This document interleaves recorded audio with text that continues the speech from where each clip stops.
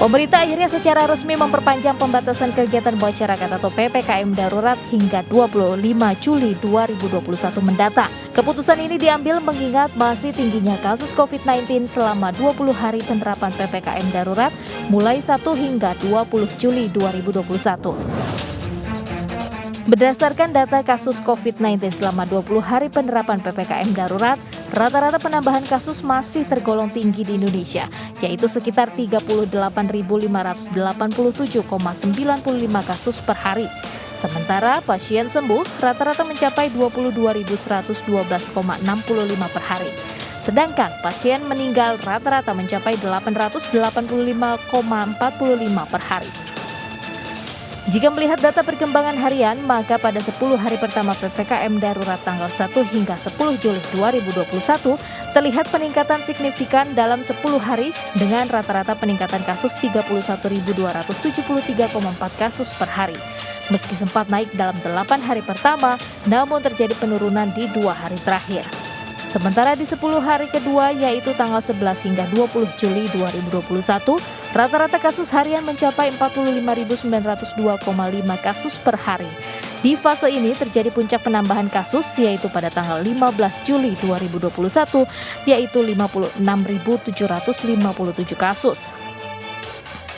Namun setelah tanggal 15 Juli terjadi penurunan secara signifikan menjadi 54.000 kasus, di tanggal 16 Juli 51.925 kasus, di tanggal 17 Juli 44.721 kasus, dan 18 Juli 34.257 kasus di 19 Juli. Meski kembali naik pada tanggal 20 Juli yaitu 38.325 kasus, namun penurunan selama 4 hari berturut-turut menjadi harapan baik di tengah ketidakpastian kapan berakhirnya pandemi ini. Secara keseluruhan, total kasus COVID-19 di Indonesia hingga 20 Juli 2021 yaitu 2.950.058 kasus positif. 2.323.666 pasien sembuh, 76.200 meninggal dunia, dan kasus aktif saat ini mencapai 550.192 kasus.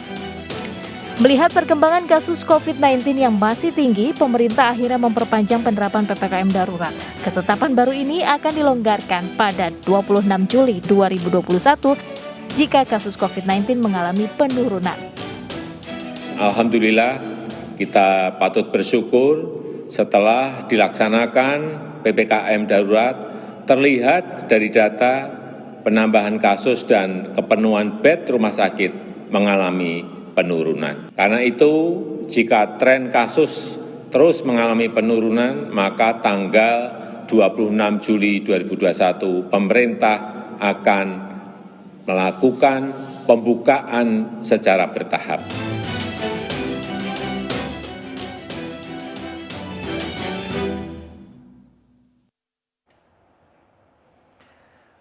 Tema kita pada malam hari ini, PPKM darurat akhirnya diperpanjang. Apa alasan pemerintah dan mengapa cuma 5 hari? Kita akan membahasnya bersama dengan juru bicara Presiden Joko Widodo, ada Pak Fajrul Rahman. Selamat malam, Pak Fajrul. Selamat malam, apa kabar? Kabar baik, Pak Fajrul, apa kabar, Pak? Betul. Kabar baik, tetap salam sehat ya, tetap disiplin ya. Salam sehat, tetap dong Pak. Meskipun di studio kita tetap pakai masker. Nah Pak, kita membahas masalah PPKM darurat yang akhirnya diperpanjang ini Pak. Kenapa, apa pertimbangan pemerintah hanya memperpanjang selama 5 hari Pak Fajrul?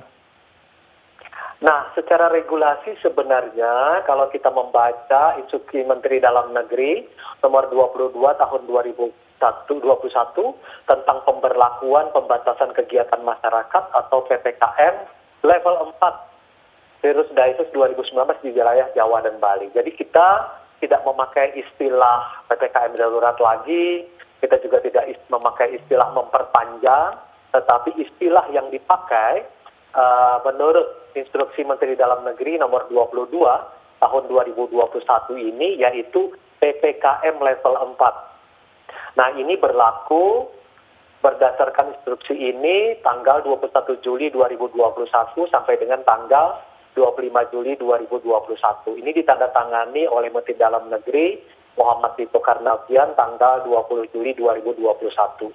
Ada juga sebagai tambahan itu Instruksi Menteri Dalam Negeri nomor 23 tahun 2021 dengan istilah yang sama juga, yaitu pemberlakuan pembatasan kegiatan masyarakat level 4 di wilayah Jawa dan Bali. Nah, jadi Pak Presiden mengatakan kan kemarin tadi sudah beliau sampaikan juga di Istana Bogor bahwa beliau atau pemerintah selalu memantau, memahami dinamika di lapangan, dan kemudian mendengar suara masyarakat yang terdampak PPKM. Karena itu, kata beliau, jika tren kasus terus mengalami penurunan, maka 26 Juli nanti pemerintah akan melakukan pembukaan secara bertahap. Jadi tanggal 21 sampai dengan tanggal 25 disebutnya PPKM level 4. Begitu. Nah, Pak, ini istilah saja mungkin masyarakat masih banyak bingung, Pak, karena dari awal kita ada PSBB, lalu sekarang PPKM, kemarin PPKM darurat, saat ini PPKM ada level 3 dan level 4. Mengapa nama ini tidak diselaraskan saja, Pak, sehingga informasinya, aturannya juga bisa lebih jelas penerapannya di masyarakat, Pak Fajrul? Ya, kenapa jadi namanya berbeda? Misalnya kita lihat saja dari istilah PSBB ke istilah PPKM, karena memang isi di dalam peraturan itu memang berbeda. Misalnya kita bandingkan ya antara PSBB dengan PPKM. Kalau di PPKM kan kalau di PSBB penerapan kan dari bawah ke atas. Diusulkan kepala daerah atau juga oleh Kasatgas, ditetapkan oleh pemerintah pusat, Menteri Kesehatan, dan dilaksanakan hanya oleh daerah tertentu yang ditetapkan. Nah, sementara kalau PPKM, baik mikro, baik ketat atau darurat, atau pemberlakuan pembatasan kegiatan masyarakat, kan pendekatannya itu top down, dari atas ke bawah. Ditetapkan oleh pemerintah pusat, dilaksanakan oleh daerah, baik provinsi, kabupaten, atau kota, dan diberlakukan secara nasional sesuai daerah yang ditetapkan. Jadi ada beberapa perbedaan dalam pelaksanaan di lapangan terkait dengan penetapannya, sumber dayanya, pembiayaan dan anggarannya, kemudian pengaturan pembatasan kegiatannya, dan terlebih lagi memang tidak ada lagi soal kendala politik karena pemerintah pusat kan fokus pada pengendalian COVID-19 dan pemulihan ekonomi. Sementara kalau PSBB itu kan kepala daerah ya terkait masih soal pembatasan ini yang juga terkait politik, biasanya seperti itu. Baik. Nah, jadi artinya ada perbedaan dalam istilah, tetapi karena memang substansinya juga memang berbeda. Nah, kalau untuk level ini gampang itu PSBB itu kan dari atas ke bawah, sementara kalau PPKM mikro dan kemudian yang PPKM darurat itu dari top down, itu dari atas ke bawah. siap. Lalu nanti kalau misalnya levelnya ini, Pak, saat ini mungkin level 3, level 4, indikator level ini sendiri seperti apa? Apakah mungkin zona hijau dikategorikan dengan level 1 atau malah tidak masuk dalam PPKM atau seperti apa, Pak Fajrul?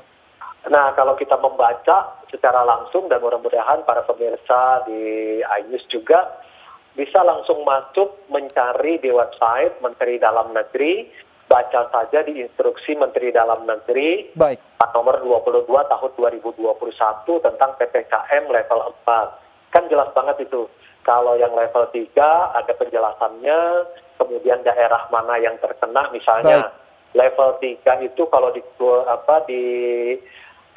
Banten itu Kabupaten Tangerang, Kabupaten Serang, Lebak, Kota Cilegon. Kalau yang level 4 itu Tangerang Selatan, Kota Tangerang, dan Kota Serang. Jadi ada beberapa perbedaan dan dijelaskan secara langsung di dalam PPKM darurat, PPKM level 4 yang dikeluarkan dengan Instruksi Menteri Dalam Negeri nomor 22 ini.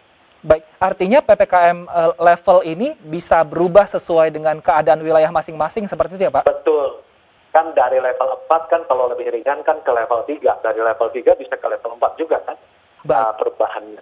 Di masa PPKM darurat itu yang dikelolanya itu kan di level 3 dan level 4. Jadi tapi pada instruksi yang nomor 22 tahun 2021 ini khusus terkait dengan PPKM level 4. Baik, Sekarang kita membicarakan mengapa hanya 5 hari, Pak. Karena untuk tren kasus saja ini masih naik turun. Seperti tanggal 15 ada 56.000 lebih kasus baru positif. Tanggal 19 memang turun jadi 34.000, tapi tanggal 20-nya malah naik jadi 38.000. Dan tidak hanya itu, angka tes juga ternyata turun, Pak. Jadi jika dibandingkan sebelumnya ada 250.000 spesimen, terakhir hanya 179.000 spesimen, yang artinya memang ketika jumlah tes turun, bisa jadi juga angka positif turun. Mengapa hanya 5 hari kalau seperti itu diambil untuk perpanjangannya ini? Mengapa tidak 2 minggu juga, Pak Fajrul? Ya, Presiden kan sudah menjawab tuntas kemarin. Beliau mengatakan bahwa upaya untuk relaksasinya itu akan dilakukan bertahap setelah melalui evaluasi lagi ini tanggal 26 Juli 2021. Beliau mengatakan dengan catatan tren kasus COVID-19 mengalami penurunan. Karena kan kemarin ada pernyataan bahwa kita harus melihat selama dari tanggal 3, kemudian ditambah dengan tanggal 20 ditambah dengan tanggal 25. Nah, Presiden mengatakan pemerintah ingin melihat perkembangannya lebih jauh. Apabila terjadi dalam beberapa hari sampai tanggal 25 ini betul-betul perubahan signifikan, maka akan ada evaluasi lagi dari PPKM level 4, mungkin akan mengalami penurunan ke level yang lebih rendah daripada itu. Melihatnya hanya dari angka kasus baru atau dari positivity rate, perbandingan kasus baru dan juga perbandingan jumlah tes, Pak Fajrul? Di sini memang dikatakan semua yang terkait dengan indikator-indikator misalnya tentang positivity, kemudian juga tentang morbidity, kemudian mortality, itu semuanya diperhitungkan dan melibatkan para ahli, baik mereka yang ahli di dalam epidemiologi dan yang lain-lain di berbagai universitas. Itu yang menjadi bagian dari upaya pemerintah untuk mempertimbangkan apakah dalam pelaksanaan PPKM level 4 ini nanti pada tanggal 26 akan kita lakukan evaluasi lagi.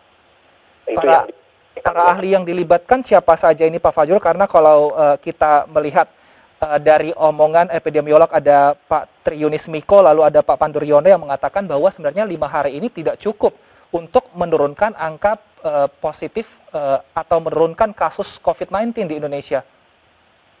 Ini kan penurunannya kan bukan hanya 4 hari ini kan, sudah dilakukan kan sejak tanggal 3 kemarin. Dan kita lihat sampai tanggal 20 terjadi penurunan, ya Presiden yang mengatakan demikian, kemudian ditambah lagi sampai tanggal 25, kemudian dilakukan evaluasi lagi.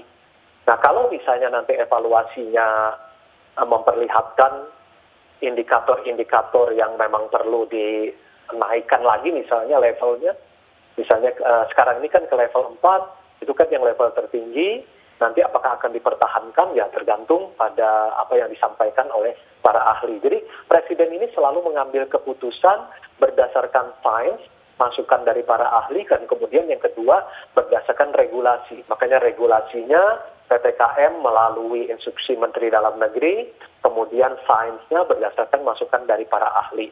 Salah satu kan yang sebenarnya yang menjadi ketua dari tim ahli ini adalah Profesor Wiku. Jadi pertimbangan beliau menjadi sangat menentukan juga. Baik, lalu Pak Fajrul, kita juga melihat apa evaluasi dari PPKM darurat tanggal 3 sampai dengan tanggal 20 yang sudah dilakukan, dan apa perbedaannya nantinya dengan PPKM level 4 yang diterapkan di beberapa wilayah di Jawa dan Bali? Ya betul, termasuk juga kan sebenarnya bukan hanya Jawa dan Bali, sebelumnya juga ada penambahan kan untuk PPKM darurat yang di luar Jawa dan Bali. Nah, tetapi kalau yang instruksi Menteri Dalam Negeri yang nomor 21 tahun 2022 tahun 2021 ini adalah pemberlakuan di wilayah Jawa dan Bali Kemudian kalau yang kemudian ditambahkan dengan Instruksi Mendagri nomor 23 tahun 2021 ini tentang perpanjangan PPKM berbasis mikro dan mengoptimalkan posko penanganan coronavirus di tingkat desa dan kelurahan untuk pengendalian penyebaran COVID-19. Dan ini juga berlakunya langsung pada tanggal 21 Juli 2021 sampai dengan 25 Juli 2021 dan ini dikeluarkan tanggal 20 Juli 2021. Jadi nomor 22, Inmendagri nomor 22 dan Inmendagri nomor 23 ini dikeluarkan pada hari yang sama dan ini memperlihatkan upaya penegakan regulasi dan kemudian juga pengelolaan pelaksanaan. Kalau yang di 23 dikatakan PPKM-nya berbasis mikro dan pengoptimalan posko penanganan COVID-19 di tingkat desa dan kelurahan. Jadi ada yang secara makro dan kemudian ada juga yang bersifat mikro tetapi dikeluarkan dalam regulasi di hari yang sama. Cuma bernomor yang berbeda saja, Inmendagri nomor 22 dan Inmendagri nomor 23. Baik, tapi kalau untuk penerapan PPKM nanti level 4 di beberapa wilayah ini, apakah memang sudah merata Pak sampai dengan warga? Karena kita lihat sendiri saat ini, tadi beberapa saat lalu Gubernur Jawa Timur Kofifa Indar Parawansa menyatakan permintaan maaf karena belum bisa sepenuhnya mengendalikan kondisi COVID-19 di Jawa Timur yang disampaikan melalui Instagramnya. Sebelumnya, Luhut Binsar Panjaitan yang saat ini ditunjuk Presiden juga untuk mengatur masalah COVID-19 di Indonesia ini juga meminta maaf karena ternyata belum bisa dikendalikan. Artinya apa? Di sini apakah pemerintah belum secara merata untuk menyampaikan aturan PPKM ini, Pak? Sayang suaranya terputus, jadi saya tidak terlalu persis Baik. yang disampaikan. Tetapi tadi di ujungnya saja saya menangkap pertanyaan bahwa di beberapa daerah juga sudah melakukan evaluasi, terutama di Jawa Barat, di Jawa Timur, di Jawa Tengah. Saya pikir memang upaya yang dilakukan oleh pemerintah ini betul-betul kalau kita membaca dari instruksi dari Menteri Dalam Negeri ini betul-betul sangat komprehensif dan juga menunjukkan upaya yang sangat detail dan kemudian sangat terukur dan kemudian juga sangat terawasi dari pemerintah. Apalagi kita tahu bahwa PPKM darurat yang diterapkan dari sejak tanggal 3 sampai tanggal 20 kemarin itu betul-betul pendekatannya ada pendekatan dari pusat ke daerah. Jadi berbeda sama sekali dengan PSBB. Dan mudah-mudahan karena surat instruksi Menteri Dalam Negeri nomor 22 dan nomor 23 ini ditujukan secara langsung kepada gubernur dan bupati. Kalau yang 22 ditujukan kepada gubernur dan bupati atau wali kota di wilayah Jawa dan Bali, sementara yang nomor 23 itu ditujukan kepada gubernur, bupati atau wali kota di seluruh Indonesia. Dan detailnya jelas banget. Dan apa yang harus dilakukan juga sangat jelas banget disampaikan di tempat tersebut. Misalnya kalau tadi disebutkan di daerah istimewa Yogyakarta dan untuk gubernur, bupati dan wali kota, misalnya di level 3-nya itu di Kabupaten Kulon Progo, Kabupaten Gunung Kidul, kemudian di level 4-nya itu di Kabupaten Sleman, Kabupaten Bantul dan Kota Yogyakarta.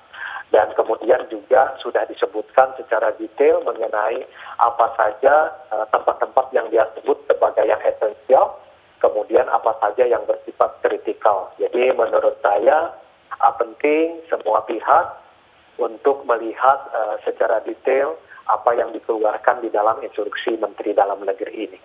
Kalau Presiden Jokowi sendiri, apa yang disampaikan oleh Presiden kemarin itu lebih berupa kebijakan yang bersifat makro, tetapi untuk yang detailnya bisa dilihat secara langsung pada instruksi Menteri Dalam Negeri nomor 22 dan nomor 23. Baik, Pak Fajrul, saat ini kita menerapkan PPKM level 3, ada yang level 4.